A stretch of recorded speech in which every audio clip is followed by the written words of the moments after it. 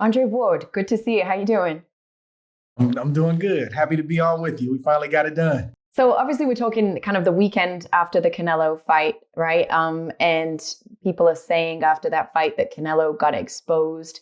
I'm just interested in your take. Did you feel like he got exposed, or do you feel like he was just pushing for greatness and went to a weight class that was maybe beyond his abilities?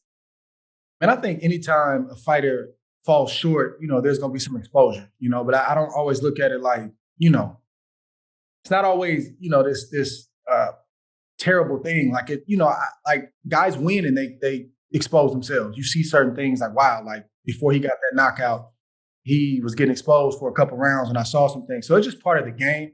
But when you're in a position like Canelo, and you're winning all the time, and you're one of the faces of the sport, this is what comes with it. If you fall short, or you don't look good, or you have a moment, some bad moments in the fight, they're going to be polarizing. So it just comes with the territory, and that's the weight that a top fighter has to carry.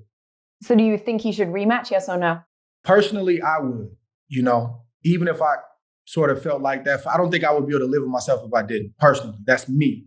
I don't know if he should. I don't know if he believes he can beat Bivol.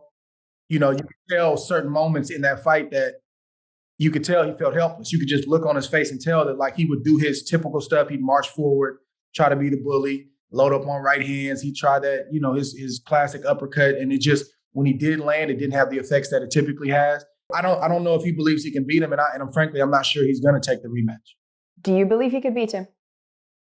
I think he can. I mean, it's possible, but it's very difficult, because if that's how Bivol looked the first time around, some would say, well, Canelo's been in there. He knows he can make the adjustment, but that's a two-sided coin. Right. Bivol's also been in there, and he's going to make some adjustments too. So I don't want to say he can as boxing. Canelo's a really good fighter. He's got a lot of experience as a professional, and he's got a great coach and a great team, so they can figure it out, but I'm just not sure they will. Right, I got you. Okay, let's talk about you, because I'm excited about this. You have such an incredible story. Just doing the research to get ready for this, I'm totally inspired by it. Tell us about your first encounter with boxing, your first experience of boxing. Well, boxing wasn't really my first love. Baseball was my first love. I was a pitcher and a shortstop, and I was a very athletic kid, very competitive. So I feel like any sport that I played, I was going to do well.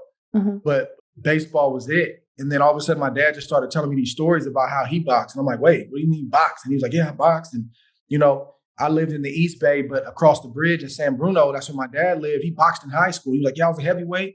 I was undefeated. And I'm like, just shocked, because like my dad is everything to me. So I'm like, what do you mean you box? I'm like shocked and confused. And so, but as soon as he started telling me those stories, I was like, I want to box. I don't want to play baseball no more. And my dad's not that type of guy. He doesn't just jump into stuff. Like, he's very matter of fact. He's like, wait a second, we got to talk about this. If you do this, you got to be committed. But I was sold that day. And shortly after that, I went to the gym, and I think it was love at first sight. Now, boxing didn't love me back right away. I didn't do too good my first 2, 3, 4, 5 months in the sport. I really had to find myself and figure it out. But I fell in love with it. I never felt that kind of feeling for a sport before. So you walk into the gym. What is it that impacts you? The ring. Like, just seeing a ring in real life it just blew my mind. And when I walked in there and smelled the way that gym smelled, all the ring, and just saw people working out, it just captivated me. So what was your dad saying? Because you said initially boxing didn't love you. You didn't have that immediate success. Was your dad saying, son, this one's not for you? Let's stick with baseball? Yeah, because I went in there and I trained with the house fighter, a guy named Serafine, good guy, good coach. But his philosophy was to take 2 to get 1. He told my dad, hey, I'm going to get him in shape. I'm going to teach him how to be tough. And my dad grew up loving Ali. My dad fought like Ali, very skillful, danced around, and just, he was very much about hitting and not getting hit. So we're training with him for a couple of weeks, and Virgil happened to be in there a couple of weeks after we signed up, and my dad started talking to him, and I would like hit the bag and kind of look over, and I saw this man like staring at me, and he was like giving me a nod of approval, and I hit the bag again, he kind of nod. And I saw my dad talking to him, and basically that conversation sparked a 20-year plus career in relationship with me and Virg, because of the philosophy that Virg had. My dad said, hey, man, I got my son here. He said, yeah, I've been seeing him come in. He said, man, but I don't know about the coach that he's with now. I want to teach my son how to hit and not get hit. And Virg said, that's my specialty. That's what I do. And we took off from there. Have you ever seen any video of your dad boxing? Have you ever seen any footage of him? I guess I'm just interested. Are you a similar style fighter to him? Do you have any similarities? I would say that I've never seen footage, but my uncle, who my dad grew up with, there's photos and there's pictures. And my dad was built. I was built just like my dad. Very long torso, very lean, but muscular, broad shoulders. I know I fought like my daddy. I know I did. And I definitely have his competitiveness and his toughness. My dad was like a gentle giant, 6'2", 220, 230 pounds. And he wasn't to be played with. But my dad would give, literally, I've seen my dad give the shirt off his back, the jacket off his back to a homeless person. I've seen my dad care for people and love for people. He just wasn't to be crossed. And I got a lot of that mentality too. Like, I can smile and I love people. I love being around people and that kind of thing. But when it comes to competition, I can turn a switch. So at what point did you really know boxing is going to be my future? I can really make a career out of this. I didn't know if I can make a career out of it for some time. I was deep into my amateur career, on the verge of, getting on the Olympic team before you kind of feel like, okay, if I get on the team, win a medal, then turn pro, this could be a thing. But I knew that this was probably for me after my first national championship. So it took me a year in the gym, we call it getting battle tested, finding myself, learning the craft, and then having to overcome certain kids in the gym. That's how Virg taught. That's what my dad wanted. So Nonito Donaire, great champion, future Hall of Famer, like we came up together. And it was his brother, Glenn Donaire, that was 3-4 years older than me that I had to overcome. We were the same size, but he was older, Filipino kid, very strong, very powerful. And he was trying to take my head off every day. I had to overcome Glenn for a year before they would even consider putting me in a fight. Wow. And I started having amateur fights locally, then statewide, then regionally. But when I fought in my first national championships in Lenexa, Kansas in '96, and I beat Curtis Stevens in the finals, that's when we were like, okay, this is real. Drake could probably do something. So you mentioned Virgil Hunter. How old were you when you met him? I was like 9 years old. Yeah. Do you remember your first impression of him? Yeah, I just, my very first impression was just, cool looking guy, tall and, he dressed real nice and they just had a cool demeanor about him, and that drew me to him because I'm very much like that. I'm kind of laid back, I'm kind of chill. So I just remember, like I said, that moment when I was on a heavy bag and him kind of like giving me that nod of approval. And I'm new in the sport. The gym is new to me. Everything is fresh. So any type of encouragement I could get, I was holding on to it. But my real first impression, or the first time that I really started to kind of understand the type of man he was and how he coached, was shortly after that encounter in the gym. And he came to my house. My dad said, well, let's give it a test run. Let's see if, this could be something. So we wanted to go to the house and stay away from the gym because he was kind of like potentially going to poach me from, Caribbean. So we had to keep it away from the gym. He came to my house. I had like a little deck that was kind of shaped like a ring. And the way he taught boxing, like it was fun. He had like a rhythm to him. He had like a flair to him. And it was just like, it just captivated me. So Virg left. My dad said, what do you think? I said, Dad, I loved it. So that was like the moment where I was like, man, I like this guy as a person, but he could probably be my coach too. I think most of those relationships between fighter and coach, you always see a huge sense of respect, right? But your story with him and that kind of lifelong journey that you went on with him, is his kind of role as a father type figure role as well, is really well documented. I guess I'd love to know when you first felt like he loved you. When did you first know that? I mean, probably after the first couple years of being with him, because my brother also boxed. My brother was, probably like, 15, 16 months older than me, a little over a year older than me. And, there were times throughout their first couple of years that we would go to Virgil's house, we spend the night, and my god, Millie, who was Millicent Hunter, his wife, ultimately ended up being my godmother when Virg became my godfather, just the way they cared for us. My mother wasn't in my life at that time, and just having that mother figure and then having that father figure on top of my dad as well just kind of gave me a sense of like, this is bigger than boxing. This isn't just a gym thing. Virgil spending money on us, and he seemed to genuinely care. You know what I mean? So that's when I first kind of like started to get the revelation that, man, this guy is real cool and I like him and I think he truly loves us. Wow. Is there one thing, can you pinpoint something that you would say, this is what I'm most grateful to him for? Just his words of wisdom, especially during a rough time, and there was like a period in my life that not a lot of people they don't know about it because I haven't talked a lot about it. But, there was a period in time in my life for like 3.5 years where like I was off the hinges. I was being rebellious as a teenager. I was burnt out on boxing, and, my father had just passed, and like Virgil was that ram in the bush, man. He was that person that God had put in place of my father, and just the conversations we had, and they weren't always sweet. There was times where he looked me in my face and like kept it 100 and was like, no, look, man, this is what you're doing. You're getting ready to blow it. You got 2 years before the Olympics. And then you out here living like this. And I would fight him on it. I'm like, man, you tripping and just trying to live my life. And I'd have all these excuses. But in hindsight, God used him to help save my life, because if I didn't have a real strong male presence in my life that kept up honest with me and looked me in my face and said, no, I hear what you're saying, but you're lying to yourself, I wouldn't be here right now. We wouldn't be conducting this interview. So I'm just grateful for him, not just caring about Andre the fighter, but caring about Andre the young man, and then ultimately the man. Amen. I guess, talking about probably to understand the relationship with Virgil, you do also have to understand some of your childhood, right? And how things played out for you there. You mentioned the fact that for a period of time, your mom wasn't in your life. She was dealing with a drug addiction. Your father was also dealing with a drug addiction, but dealing with it secretly. And it wasn't something that you were aware of. He was still functional in many ways from what I understand. You can correct me if I'm wrong. I guess I just wonder, what of what you lived as a child has shaped you the most, do you think? I think, unfortunately, and in some cases, fortunately, I had to grow up fast. Initially I was kind of oblivious to everything, but once I started to get older, like most kids, you start to put the pieces together. You start to figure it out, like, wait a second, that doesn't make sense. Or, where's mom? Like, the story you've been telling me is not lining up. And I just think it gave me a maturity that a lot of kids my age didn't have. It also gave me a drive in life. I was already kind of a driven kid, but it was something about what my parents went through, the struggle I went through, that drove me to never want to be in that place. So I think it definitely gave me a drive, and it gave me something to fight for. I understand that, like, I feel like each generation should be better and better. And I'm grateful for my dad and everything he gave me. And I'm grateful for my mother and everything that she gave me. But I wanted to be better, and I wanted to lead a different legacy. And I hope that my kids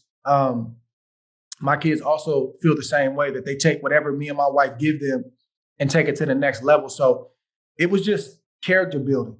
It gave me I saw a real life, and it gave me a conviction to say, man, I don't ever want to fall off, and I don't ever want to get to that place and put my kids through that. So it's hard to fully quantify what it gave me, but I know it gave me internal fortitude and internal drive. Did you at the time as a kid when you're living it? Because, you can hear those stories and feel like, man, that's a really tough childhood. Were you feeling that at the time? Did you look at what other people had or the lifestyles that other kids had at school and think, man, I've got it tough right now? Or were you not aware of that? I wasn't fully aware of it, but I knew things were different. When I would see my friends with their mothers, and I'm like, man, my mom is not here. And, I would keep it quiet until I had no choice. Like it was a graduation or it was a event at school. And it's like, man, where your mom at? She's not here, man. She's in San Francisco. And, I would have to come out with it. And those are moments that really hit me. Also, just having a father there, because some of my friends had mom and dad in the house, and then a lot of them just had mom. And I was the opposite. Like I just had a father, and I recognized that. And later on in life, I realized not having that nurture and that care from my mother, how that trauma can affect you, right? So I get older, and I'm dealing with women and stuff, and you just feel like there's a trust issue there, because the main woman in your life at that point hurt you. So it's like there's issues there. So it's like some things initially, and then as you get older and you look back, you're like, wow, so that is affecting me today, and just learning how to work through that stuff. But what I'm grateful for, Kate, is that no trauma that I went through, no issue that I faced stopped me. It works for my good. I learned a lot. I grew a lot. And I feel like it's giving me something to talk about today. And I'm going to go ahead and just say it now, since we're kind of in this vein. and I can't give too many details, but I'm going to have more of this conversation in the next year and a half, because I finally sold my documentary, and we'll be coming out with a press release to, tell everybody who's a part of it, what it's going to be about, when it's going to air, and where the doc is going to live, as well as my book. So I'm like producing a doc right now and writing a book right now. And the things that we're talking about right now, I want to get into greater detail about. Were you scared of exposing was there anything in there where you felt like, man, I don't know if I want to say this publicly, like this is hard for me to reveal to people? There's a lot of things in there that I'll just put it like this. It's going to be very interesting. Well, I was going to ask, sometimes people say, oh, make sure you read the book before you watch the movie. Does that matter? Can you watch both, and are you going to find very different things in either format, the documentary and the book? I believe, yeah. So yes, number one. Number two, the way it's slated now, I believe the doc's going to drop before the book, but I like that order because we're still crafting story and, trying to understand exactly how we want to tell the story, but it's not going to be the same exact story. It's not going to be told the same. The book will go way more in depth on certain things. I think watching the doc and watching that film is going to give you a lot, but it's also going to drive you to want to buy that book as well. Can you say where the documentary is going to be shown, or is that not something you can reveal yet? Not yet. Couple weeks. All right. Yeah. Okay, we'll wait. I'm excited. I think everybody's going to be excited as well. And I think the home is the perfect place where it should live. And I'm just excited. I can't wait. So obviously dealing with that stuff at home, I guess I just wondered, did you ever fear addiction for yourself? Those are the kind of things, the kind of demons that sometimes pass down from generation to generation, right? And you can see somebody struggles with something that their parents struggled with. Did you worry about that for yourself? I didn't worry about it. I didn't fully understand it until I was involved in it, And again, I don't want to give the whole, book in the doc right now, but I'll just say I had my season where I went astray, and those same generational curses and things had jumped in my life and were very much trying to take me out. Is there any kind of element of it being difficult to stay in boxing once you had lost your father, and that love for the sport seemed so intertwined with who he was as well? Was that part of what was made it difficult to stay in boxing and or maybe just stay disciplined in boxing? Yeah, I didn't want to box. I was done with it. Wow. I didn't want to box. It was just like, that seems hard to believe today when you see the accomplishments and everything that I've been able to do. But at that time, I was surviving. I really wasn't trying to box. I didn't really care about it. In fact, I resented a lot of the sport at that time in my life. So what do you think pulled you back around? Life's experiences, family not giving up on me, constantly speaking life, reminding me of who I was, even though I kind of lost my way, and just God just drawing me, and not giving up on me.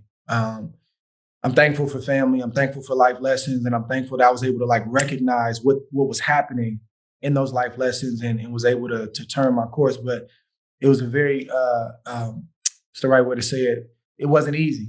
It was very difficult and it was very tough, and it took multiple things happening and kind of piling up for me to, for God to kind of get my attention. And I'm thankful I turned, because I turned right in time to go and do what I did at the Olympics. You mentioned your relationship with God and that being something that you feel like brought you through. Growing up tough, those childhood influences aren't necessarily to go to church, to have a relationship with God, right? When do you think you became like S.O.G? When did you become son of God and have that real relationship that defined who you are?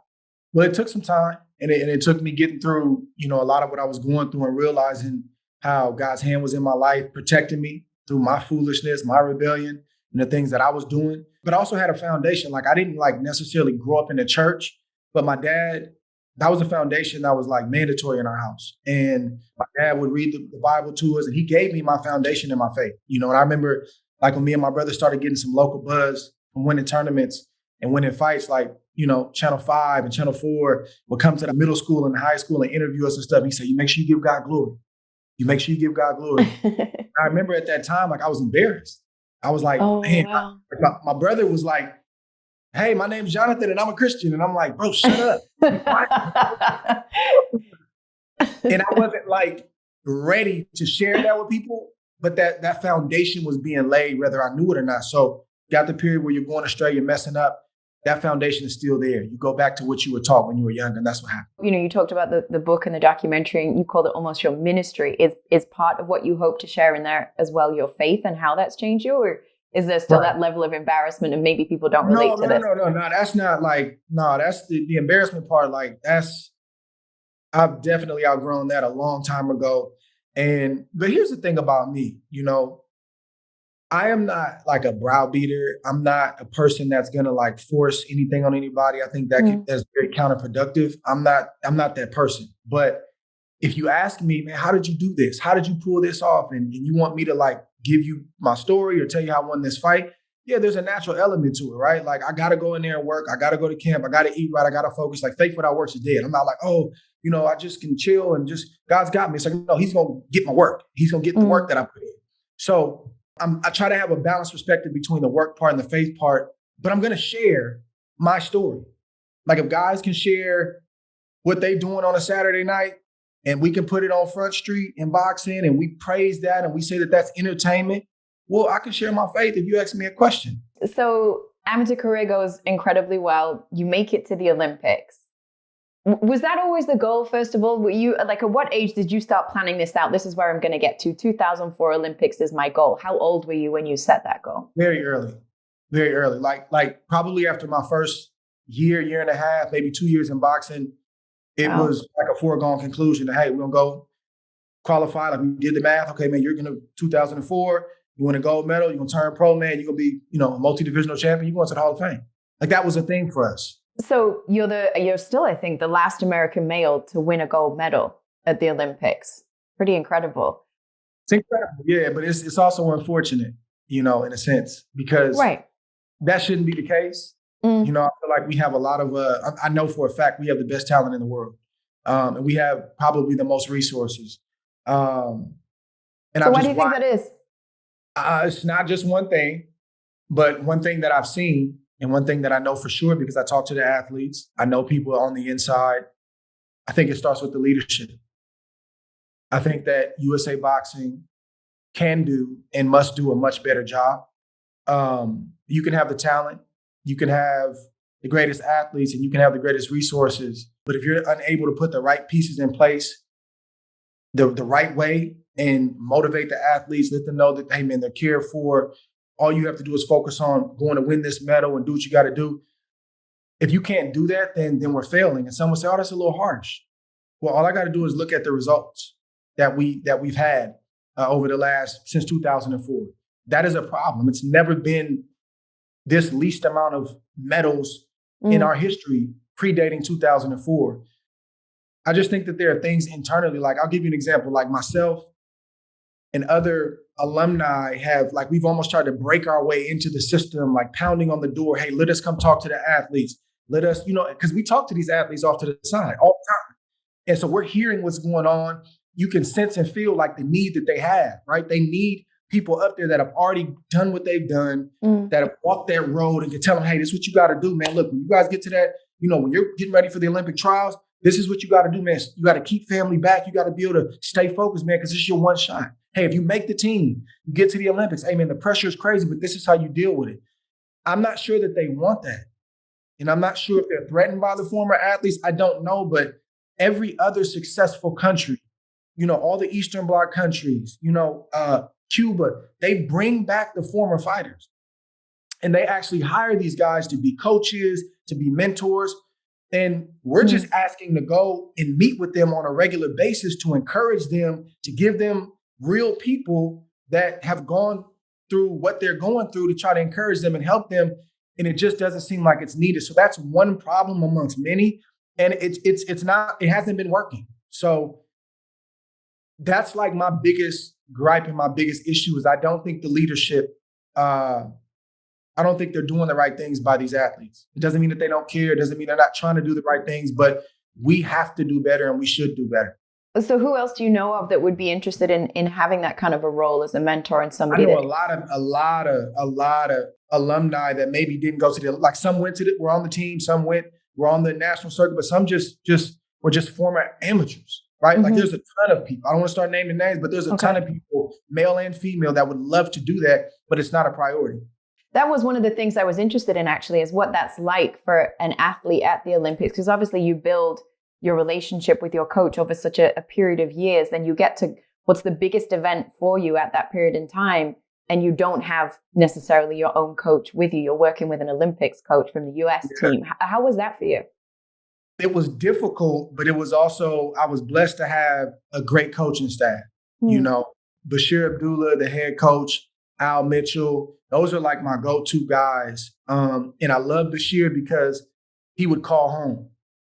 He would get Virgil on the phone all the time. And like, I'll give you an example. Like I was the type of kid where, you know, fear of losing, but then also my drive to win, like that kind of like combination, like really drove me. And a lot of times I would go too far in training, right? Like I'm training an hour after everybody leaves. And so Bashir knew that about me. So he would call Verge, what you want to do with Dre, man? And Verge say, listen, only let him run every other day. Don't let him run every day. You know, make sure he's doing this. Don't let him do that. So Bashir was taking the time and had the humility to tap in with my coach at home, to know how to manage me, to know how to coach me. And I love Bashir for that. And then Al Mitchell as well. Like he was a guy that he's very much an old school coach. I have an old school coach that kind of cut from the same type of cloth.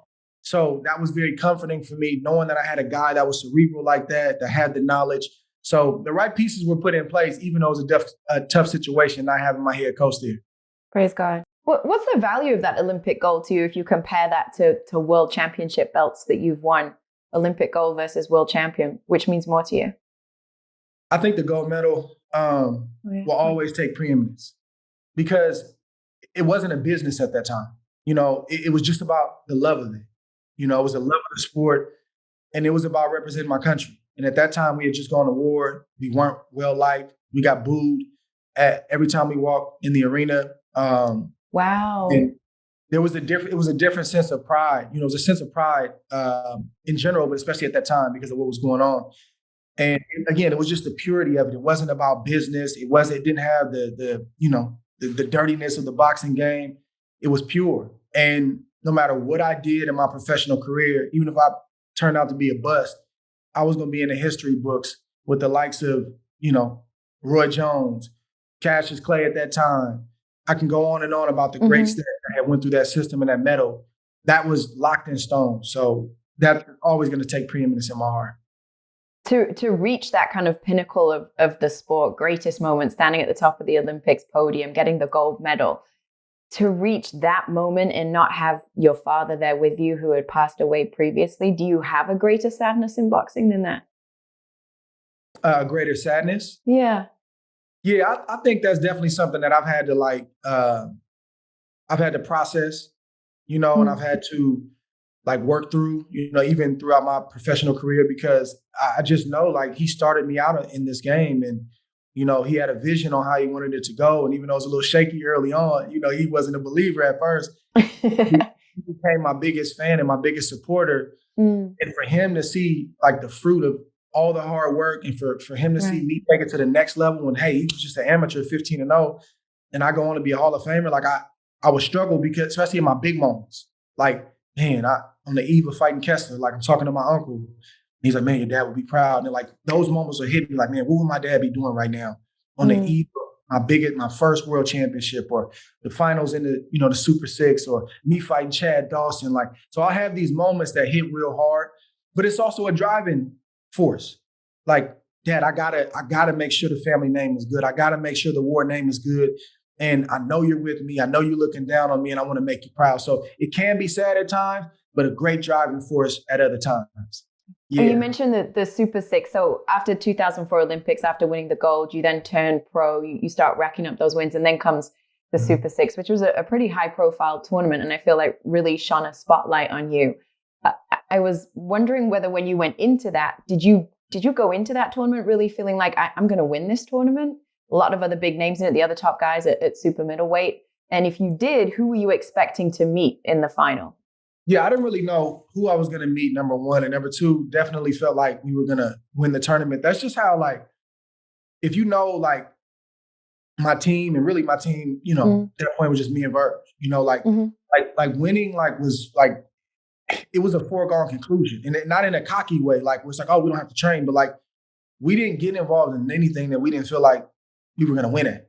So we had heavy names. It was, it was very much a sink or swim moment for me. Like my career could have been ruined in that Super Six because there was some real dogs in that tournament, and I almost wasn't a part of it because I was hearing rumors that they were going to do a Super Six, and my manager James Prince was like, I don't think it's going to happen.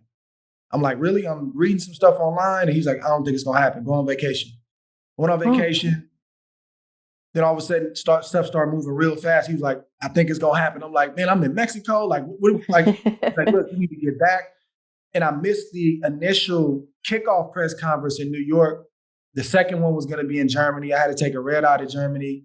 And it's interesting because when I stepped foot in Germany and I got in front of the media, and this is also something like I learned to do and I was trained to do as a fighter, like, you kind of look for reasons to get motivated. You look for these fights. You look for certain things because it's boxing. It's not a normal thing to do, no matter how competitive you are. Like, this is a very abnormal thing to do, is to like take off a robe and fight another man. And like, you got to keep finding reasons. And one of the main reasons I found at that press conference was that the media didn't take me, Andre Dirrell, and Jermaine Taylor serious.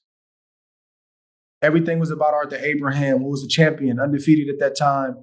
He was moving up from 160. That included American media? Everybody. Wow. This is kind of the vibe that we got.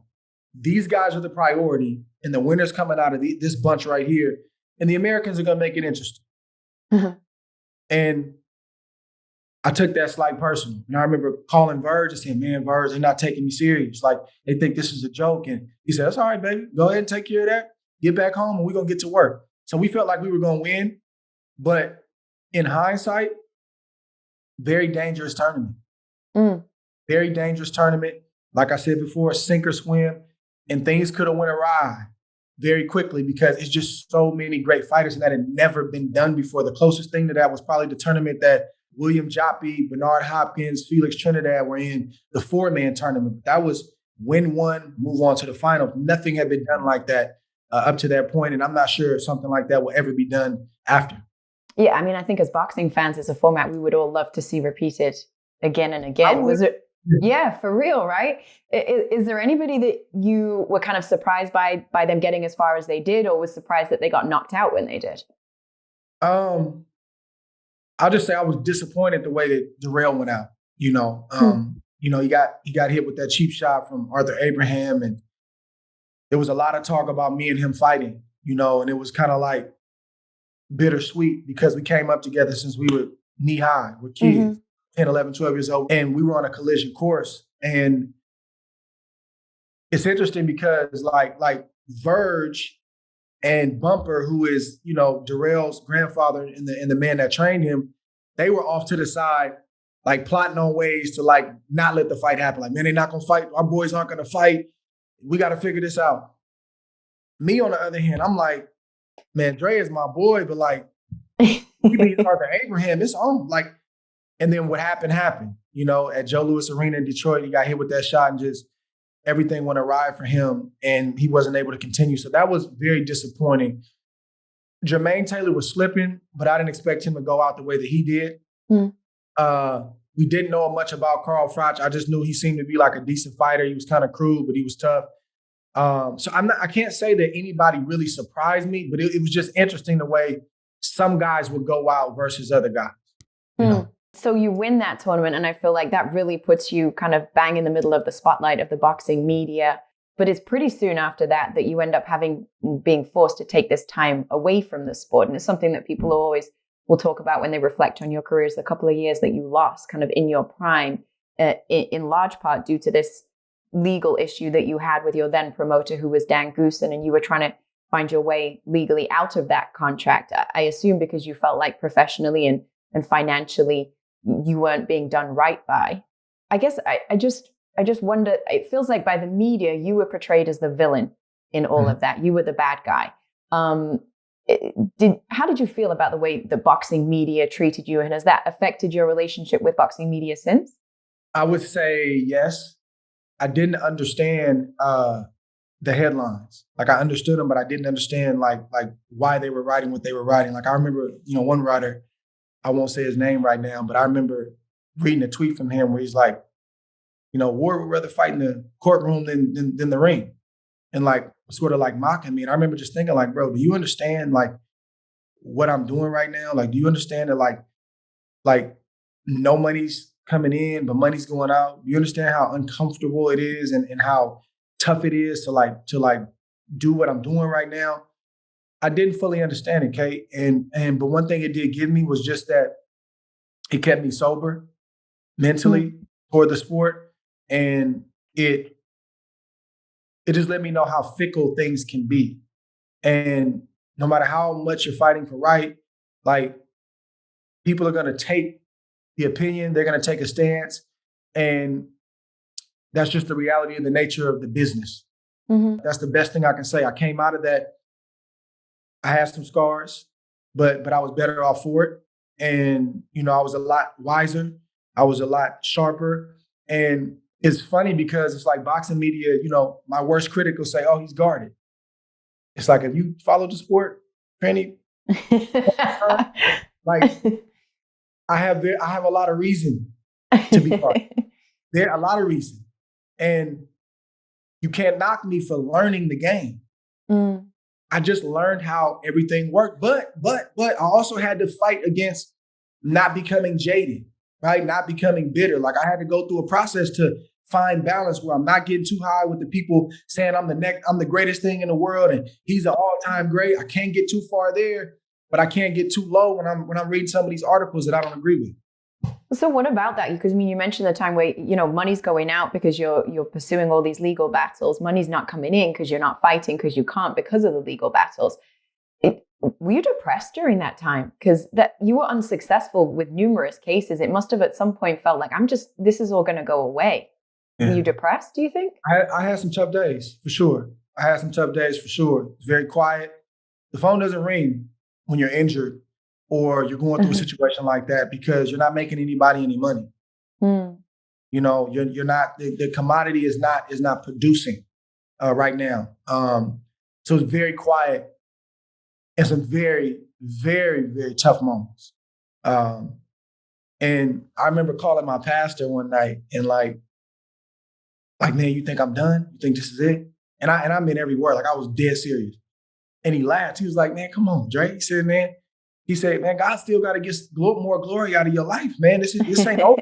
This is a period in time. And I'm like, Pastor, no, you don't understand, man. Like, do you see what's being written? Do you see he said, Dre, this is going to pass, son. So it was conversations like that helped me to see, that gave me vision for the future, even though I'm like, bro, this is over. Like this is how I'm going to go out.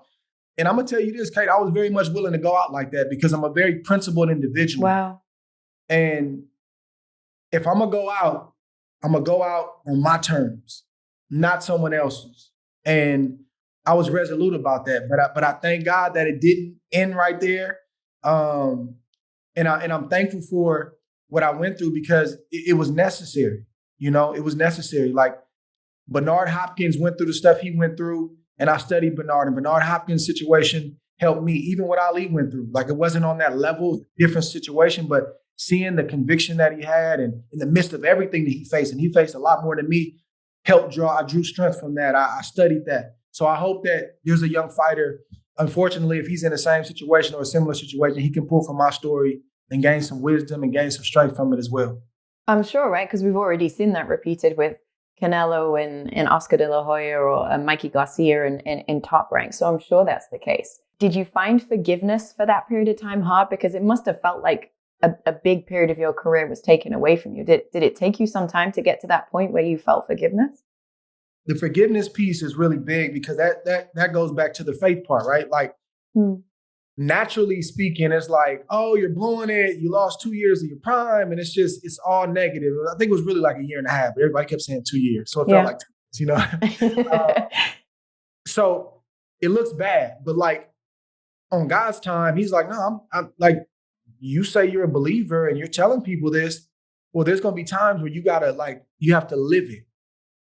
Like, don't let your actions betray your words. So part of being a believer and being a Christian is you got to forgive those that violate you. You got to forgive those that step on your toes, that lie on you. Doesn't. But here's the thing that I learned: I had to release them and forgive some people specifically, and just find peace with the sport itself. But I'm not gonna put the knife back in your hand, Huh. and that's a key. Like I owe you forgiveness because I need it. It's times I'm gonna step on people's toes. I'm not gonna do everything right. I'm gonna make mistakes, and man, hey, man, forgive me. I need that, right? But I don't have to trust you. Trust is earned. So, like I said, when I came out of that season, I moved different. And some people got it, some people didn't. It offended some people, and some people they understood. But I think that's a good lesson in life is that, hey, man, we should give forgiveness because we need forgiveness. And when we hold unforgiveness, that poisons us. It doesn't poison the offender. It doesn't hurt the offender. It's us. We're living this. We're reliving it. We're mulling over it. We're thinking about it. It's making us mad, when it comes to our mind. So I got to get that off of me. I want to release you, but trust is earned. You got to give me a reason to trust. You got to give me a reason to want to sit down and do an interview with you and then share my whole life story. That's something that I think is lost on media members. I think it's lost on journalists. And I think that's an area in boxing that we can do a lot better. And don't just point out the fact that this fighter is not giving you what you want. Have you shown yourself worthy to get what you're asking for? One of the things I found interesting that you just said was I'm willing to, if this is how I have to go out, I'll go out this way. And I think that's one of the things that following your career kind of stands out to me is your willingness to stand up for something at a personal cost, right? So if you think about when you had the super middleweight strap, I think it was like 2013, you weren't able to defend because you were injured. And so the WBC strip you of the title, they hand that to somebody else and they want to make you champion emeritus or whatever they call it, right? And you said, no, thank you. I don't want it. Because basically it was just a way for a sanctioning body to get two sanctioning fees within the same weight division. That's super interesting to me. What's your opinion now on sanctioning bodies that continue to create that same kind of confusion by having multiple champions within the same division? I don't like them. And I'm gonna talk about this in the book. Maybe I'm ignorant toward the finer details, but I really need somebody to help me understand, what does the sanctioning bodies do? How do they justify a percentage of your gross pay? 3% to be exact. In multiple belts, it doesn't stay at 3%, it goes up 3% per belt. Some would say, oh, they supervise, the fight, and they send their officials. You have commissions for that. Why doesn't California and New York, and I think it's like a mixture, like if I fight for the WBO belt, they'll have a WBO official sitting ringside with a patch that says WBO. No disrespect, but we don't need that. If that's going to cost me 3%, I don't need that official presiding over the event. We have a whole commission. That's their job. I just think the sanctioning bodies and, the amount of sanctioning bodies we have is just one of those things in boxing that have been around for a long time and nobody questions it. And we just think it's appropriate and okay to take fees out of a fighter's purse, their gross purse. Now, some fighters, when they get into a position and they have the leverage, you can negotiate. And I'm going to go ahead and put that nugget out there for fighters. You can negotiate. Like, everybody's not paying, Floyd Mayweather's not paying 3% of what he fought Manny Pacquiao for, I guarantee you. Manny Pacquiao's not paying 3%. At that point, the sanctioning body, they switch gears and they're like, well, we're just happy to be a part of it. And then you can negotiate a flat fee or a smaller percentage. But I don't like it, Kate. I don't understand what they do for the money. We can't say that we hate seeing fighters broke at the end of their careers. And fighters got, they got responsibility there too. They got to become financially literate and try to figure things out personally. So there's a personal responsibility, but it doesn't help when you have everybody's hand in your pot. Promoters, managers, sanctioning bodies, and who God knows who else. It's a problem. What do the sanctioning bodies do to justify taking that kind of percentage from a fighter's purse? I'll wait. So have you ever thought about a counter proposal, something that you do think would be a legitimate and fair? Because fighters want to fight for straps, right? So is there a counter proposal of, okay, this I would be on board with? I just think there needs to be an overhaul. And I don't know if it means less belts. I don't know. And let me also say this, I've had some good experiences with certain sanctioning bodies, and I've had, bad experiences with sanctioning bodies. I'm not attacking, any one person. I'm just saying the structure as a whole, I don't agree with it and I don't like it. And I think that there needs to be less belts. Like I really love the most meaningful belt in any weight class is the Ring Magazine belt, the lineal championship. That doesn't cost anything. And I'm not sure why that's not like a thing across the board, because it's interesting how you like when you're young, right? You just want to get the strap and it's like, man, I want to be known as a champion. I want to physically have it. But that belt's not real. Those aren't like real diamonds. It's not real gold. And sometimes they'll do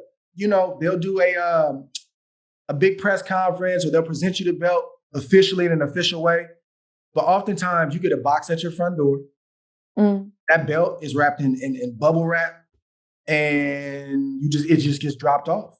And I got all them belts in my office right there, and they're collecting dust right now. Wait, they're not displayed? Oh yeah, they're in my office. Oh, okay. They're displayed. So I'm on television, I'm on ESPN, so I can show them. But they're collecting. That's the reality. They're collecting dust. What did they do for you? Right. And like I start to do the math. I'm like, man, I fought this guy and I got this one. I get sick. What, on how much those belts cost you financially? I get sick. I get sick. Like. Yeah, that's real. I get sick. So please, I like, maybe I'm missing something. I'm open. Look, if they can show me what they bring to the table to justify that, I will come back on this same show and I will say, hey, I apologize. I didn't know this, but I've been around boxing for a long time and I've yet to fully understand what they do to justify that. Big question.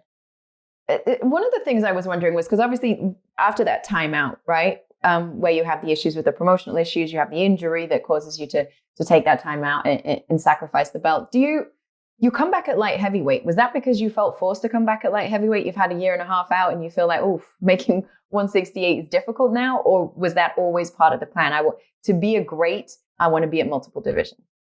I always wanted to be a multi-divisional champion. And, when I first came back, the first fight wasn't at 75, but shortly after that, to your point, I was going to 75.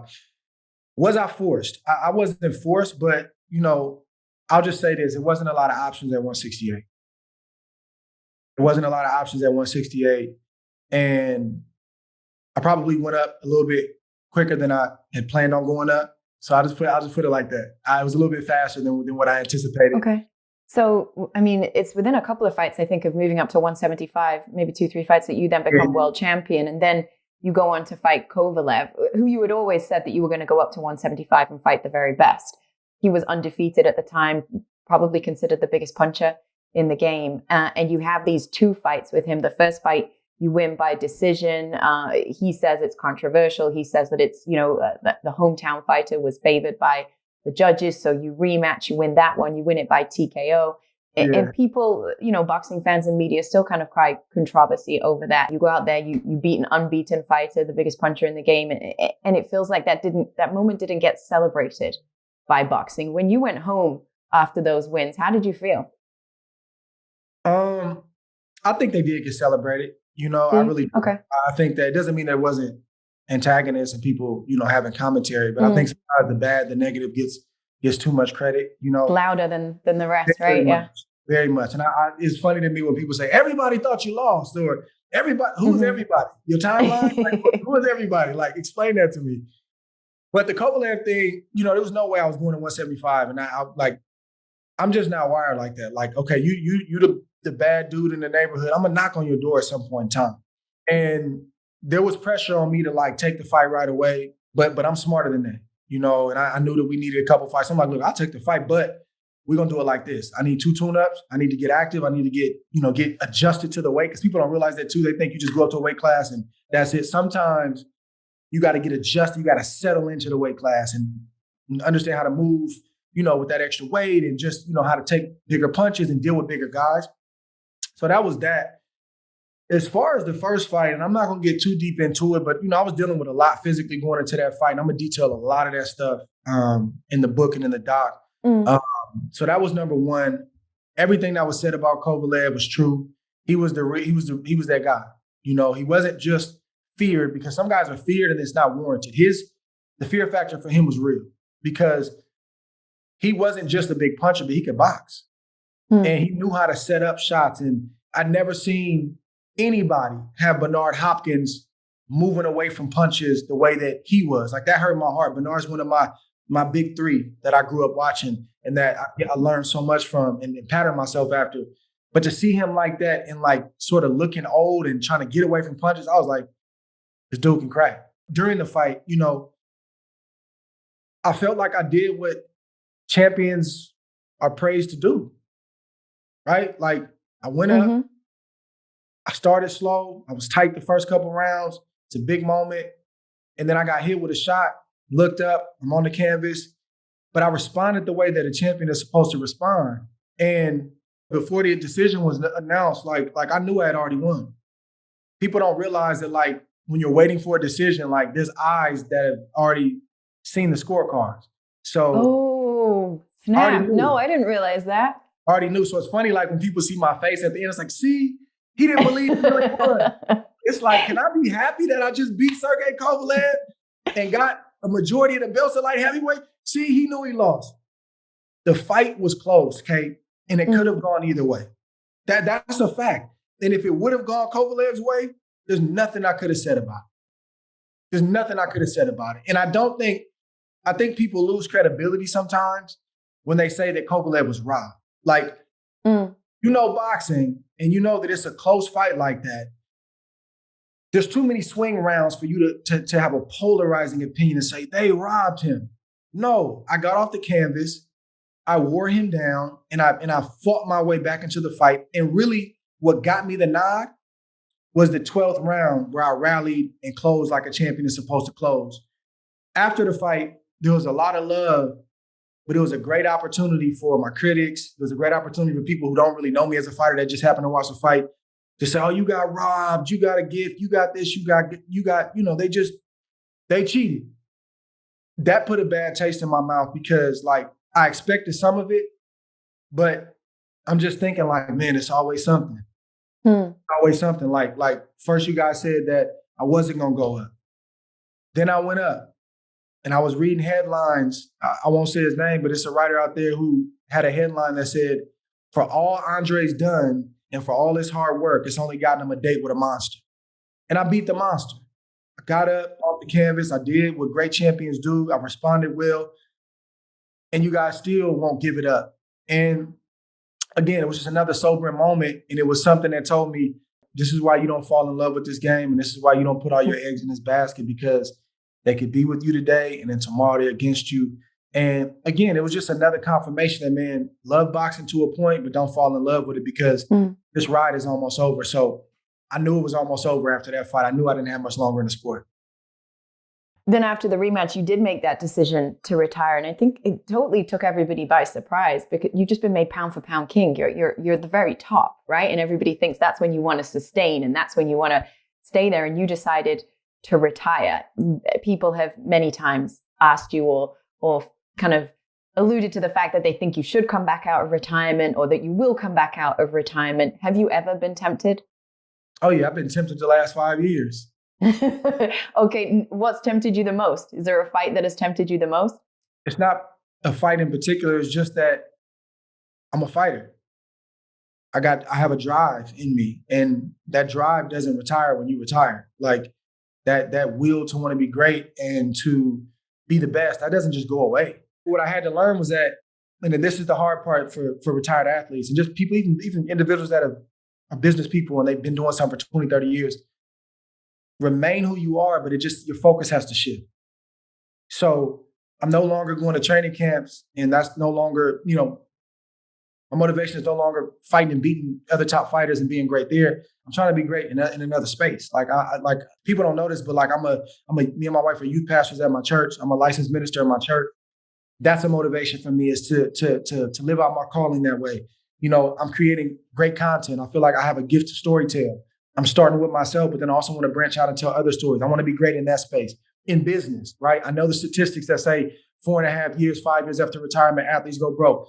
I'm fighting that statistic, and I'm trying to make sure that I'm doing business the right way so I can finish well. So same person, same drive, same focus. I'm just focused on other things right now. Do the kids at church know who you are? Do they have an understanding of the fighter? that you To a were. point. You get kids come to church just to see Andre Ward. Yeah, they understand to a point, but what's the right way to say it? Like, I don't go to church. Like, I'm not telling boxing stories. You know what I'm saying?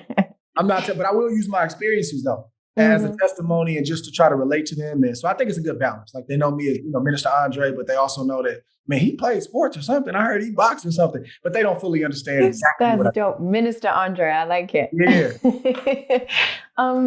You said obviously you still have that drive, right? Is there such a thing as an offer that you couldn't refuse? Let's say they come to you and they say $50 million for Canelo. Can you refuse that? I mean, I've already refused it multiple times, and it wasn't like 50? I thought it was 10. No, what? Absolutely. Oh, really? Wow. Okay. So there is no money amount that would make you go, all right, I'm in. If I ever came back, it would not be for $10 million. What would it be for? Let's let the people know. I'll say this. There's a large part of me that, like, if the decision was just up to me, right? If I wasn't a praying man, if I didn't like take my time to pray about things and try to be led into a situation, I'd have probably been came back. I'd have got a couple bags, scratched the itch, got with my team, went on one or two more missions, and then I would have probably retired again because that's the easy thing to do. There's a ton of money on the table with one phone call. I could pick up the phone right now and call my manager and say, hey, this is what I want to do. And it's on. I don't feel like my grace is in boxing anymore. In that respect. I don't take all the credit for my career. I give God a lot of credit for giving me the grace and being with me and keeping me safe and just allow me to sort of go to war as many times as I did and make it out the way that I did. I'm not going in that ring without him. And I don't really feel like that's what he wants me to do right now. So that's not what I want to do right now, And furthermore, I'll say this. It's interesting to me, and I don't knock anybody for this, but it's an observation. Boxing people can only talk about boxing. Like, there's not one person that I run into that's in the industry or a fan that can even really fathom me doing something outside of boxing. Like, when you coming back? I know you want to come back. I know you miss it. I know, there's this guy, there's that guy. Like, don't you want to come back? And I appreciate that. Some of it is genuine. Like, man, I just want to see you again, bro. I miss you. And some of it is selfish. Some people like, bro, I want to see you get beat. Like, I don't want to see you get beat. But it's just interesting to me that, like, as boxing people, we can't really think about our fighters doing anything else. And I want to do my part, my small part to try to change that. Like, it's important to me. I don't know if I'll ever be able to outrun my boxing legacy, but I certainly want to be known for other things than just being a boxing. Boxing was a large chapter of my life, but there are many more chapters that I'm living. And I just want people to turn the page along with me and come along for the new ride because I'm just doing some different things, man. I love boxing. I miss boxing. Like, this is a lot of my life and a lot of my identity, but it wasn't my complete identity. And I just want to help fans and media and fighters get a visual, not just talk, but a visual to say, man, he did it this way. And it may not look exactly the same, but I got a blueprint. I didn't have a lot of blueprints as an amateur and as a professional to say, he did it right, he did it right, he did it right. I think I'm going to take his course. I hope, Kate, that I can be one of those examples. I think you already have been, right? I mean, I think Sean Porter often quotes you as his kind of inspiration in terms of that. He often talks about the fact that you said to him at one point, I think it was at a meeting and on a fight we were all doing together, and you said to him, you said, can I have one left? It's okay to get out and still have a fight left in me. And that's something that he then quoted at the press conference where he announced his retirement, was he said, Andre Ward said this to me, and I thought, man, that's what I want for myself too. So I think you already have achieved that. Yeah. Listen, I know I'm running out of time. I just got to ask you real quick about Hall of Fame because you're getting inducted. It's next month. It's June. You get inducted. It's kind of crazy this, right? So because of COVID, the previous inductions got delayed. So 2020 got delayed, class of 2020, your class of 2021, which also got delayed, and now class of 2022. So you get inducted with this just incredible stacked group of fighters. Is there anybody there that you're that could come up to you and say, man, I was such a fan of yours. Is there anybody that could do that and you would be like, wow, that really means a lot to me? I mean, I'm not sure. Like, I just know that, like, just being alongside those other champions, it is very, very surreal. Like, it's very surreal. Like Layla Ali, James Toney. I mean, I can go down the list. Floyd. But then, like you look at my big three, like Roy Jones, Bernard Hopkins, Floyd Mayweather. How am I getting inducted into the Hall of Fame with these three? Same as all three, right? Yeah. How? Like I can't believe it. And it's That's not crazy. that I didn't earn it, but it's like, dude, I'm a kid watching Roy. Like I'm a kid growing up in the amateurs watching Floyd. I'm still an amateur watching Bernard and talking to Bernard on the phone, like trying to, gain wisdom and try to pick his brain. How am I going in with these three dudes? I like it's hard to wrap my brain around, but I'm thankful.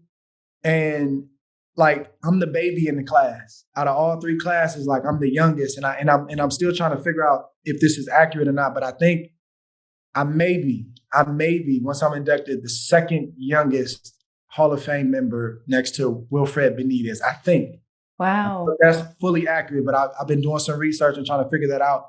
But I state that because this is what I want to see more of in boxing. I want to see guys going into the ring younger and younger and younger. And you got some fans that say, "Man, Ward, that works for you, but that doesn't work for everybody." Yeah, you may be right, but one thing is universal. You can only take so much punishment. You can only be in so many tough fights. You can only be in so many tough training camps. It was an eye-opener for me in 2015 when I went to the Hall of Fame for the first time, upstate New York, Canastota, New York, small little town, but man, just the fans and the supporters and the residences, people that live there, awesome people. The whole town comes out. I saw some of my heroes and I saw some of the guys that I grew up watching or watched VHS tapes and CDs and stuff like that. Yeah. I saw them for the first time, and some were doing okay and others weren't. Yeah. And it's real.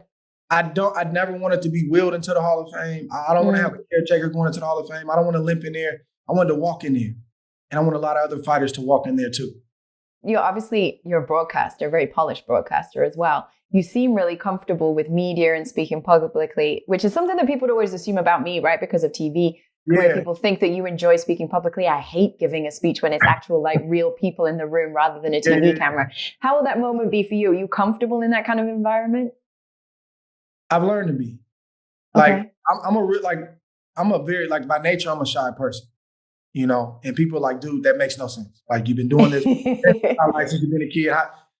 You learn to figure it out, to your point. Like, you just learn how to turn on and do your thing. But I don't really like attention, Kate, and I definitely don't like to be the center of the room. But we've earned that right to be sitting at that podium. I have no idea what I'm going to say. I have no idea how I'm going to thank everybody that's been a part of my journey and how I'm going to get through it without like some tears flowing. Because even though there's a lot of talk about the business of boxing and who's the star and who's this, who's that, it never was about that for me, Kate. I just wanted to be the best and I wanted to be a Hall of Famer. Like that was it. And I made it. So the fact that we made it, I really don't know how I'm going to quantify my 23 years in the sports, in the sport, my 13 years as a pro. And to be looking to the right and the left and seeing the faces that are going to be in that room, I don't really know how I'm going to do it. So, yeah, set a prayer up for me because I got about a month or so and I don't know how I'm going to do it, but I made it. Amen. Congratulations to you. I appreciate you so much. I know I've taken a lot of your time. Thank you so much. Anytime. I appreciate it, Kate. Thank you. God bless you. You're the best. See you later.